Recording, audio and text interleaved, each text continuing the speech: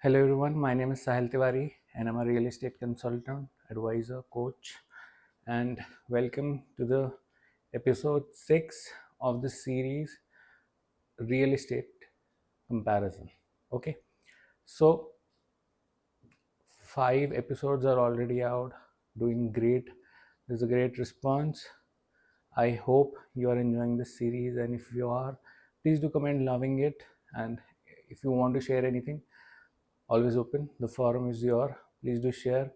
And if you want to connect with me for a one-on-one consultation, there is a form in the description. Do fill it out and we can sort something out. Okay. So in this episode, I'll be covering amenities, how important they are in a project, and what are exactly amenities, how important they are, and why do you should actually consider amenities when you're doing a comparison. Okay, so let's understand what are amenities. So anything which is extra in the society. So there is a I'll take an help of an example for the better understanding. There is a land parcel of 10 acres, and in the center of that area there is a dedicated section for amenities only. There won't be anything else, only amenities, and only at the side of that parcel are the buildings. So that is the actual definition of amenities, because there is a dedicated space for it. So what generally happens is there are local builders or somewhat small builders which doesn't have a lot of land area, but to maximize, to be cost efficient, maximize the area, they give us small portion in the name of amenities. So they'll create a very tiny, very small park, uh, almost negligible children's play area. They'll place a couple of chairs, and they'll provide a playing ground for, saying this is tennis, this is your tennis lawn, basketball court, and I mean that is multi-purpose thing. They Then they say these are amenities. So you have to be aware about that. These are not considered as amenities. They are just for show. They are just for you to sell it. I mean, they are there for them to sell it to you. These are just stories. Those are not considered as actual amenities, because the density won't make sense if everyone wants to use that amenities. At Imagine if 50% of the society, all the people living in that, 50% comes and at a particular 6 7 to 9 at that time and want to use those amenities. The crowd will be chaotic. There won't be enough space for everyone, and that won't make sense, because those are not actually amenities. Amenities is when you have a dedicated space, you can see it, you can compare that according to the number of people living in there. So generally what happens is, big developers, what they do is they construct only in the 25% or 20% of the area of a land parcel, and rest is left for amenities, clubhouses, pools, kids play area, cricket ground, tennis ground, different kind of things, different sports activities, cycling ground, cycling path, walking path. You're getting my point. That's how you actually determine what are amenities and which projects are actually offering you these things. Okay, now we have to rate how good are the amenities. So first thing comes, you have to check the density. I mean, how big is the land parcel, how many towers are going to be constructed, how much area is going to be covered, and then you have to actually see if that ratio makes sense to you. So if a developer, generally big brands don't have these problems in it. We have covered about brands in the number 1 episode. Do check that out if you haven't. But that is what shown, I mean, told in that video, that big brands have a reputation. That's why they have a standardized process. So they won't be saying they are providing amenities and it won't make sense, because that's how, this is very important for them, because it will affect their brand value, which will directly affect their stock price, which will negative publicity, lack of fund. I mean, they don't want to get in that domain, so they don't do these kind of things. So you have to see how, if that amenities make sense according to that particular project, or number of towers, number of people living in there, if those amenities make sense. Okay.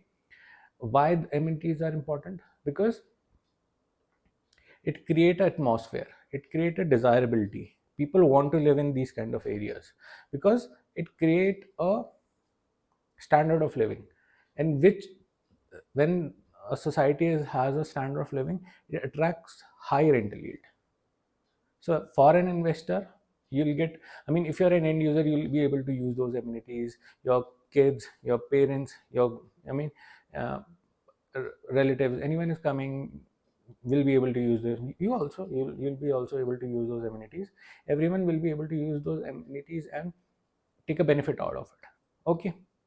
But if you're an investor, you want to rent it out, these amenities will create a, I mean, talk in the town. That project will be desirable because just of these amenities, and people will be willing to pay that premium. And when the premium comes, the gentry of of the society also increases. We'll be talking, we'll be covering gentry also. Okay. So this is how you actually, you know, I mean, encash those amenities by a premiumness, charging a premiumness in for that particular flat. If you're renting it out, if you're living, you'll be able to live a better life, quality of living. If you're renting out, you'll be able to charge the premium. And if you're going to sell that apartment flat, the desirability of that apartment is high. So people want to in if anyone wants to buy that, the desirability high, and it will be sold easily, and it will attract a premium also, the amount. So this is why amenities are important, and you have to rate it. How do you rate it? Simple, the number of amenities. Some says 40 plus, some says 50 plus, but you have to see, is it actually there, or is it just a number? If someone says 40 plus and they have listed everything, and but in reality, when you see the plan or the proposed document they have shown, it's barely minimum, it's negligible. That's how you see the intent of a developer, and that's how you'll rate it. Because for the sake of argument, they have told you that there are amenities, so you cannot cross question them. But having amenities and you won't be able to use it because the density is too high and the area is extremely less, it won't make sense to you. So you have to rate on the basis of these. If a developer is there, they have high density, but they have calculated it and provided amenities according to it, so then you can say it is a good project, and then you can rate it 7 or 8. And then there are builders who provide you amenities just for the sake of selling it, so then you can rate it in a little lower way. That is something you have to do on your own, because sometimes the amenities you want and the amenities the project has will also make a sense. Because if you are someone who is have old parents in your house, and the accessibility of, I mean, the compatibility with old people, the accessibility, and that is also going to be a big thing for you.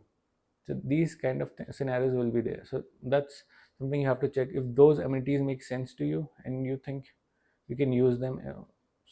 Okay. the, Let me take an example and give you a little insight. The swimming pool thing, it is the number one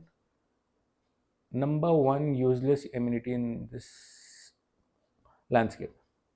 I mean, in this scenario of real estate in residential apartment, because the majority of people using that amenities are way less. I mean, sorry, the number of people using that amenity is way less.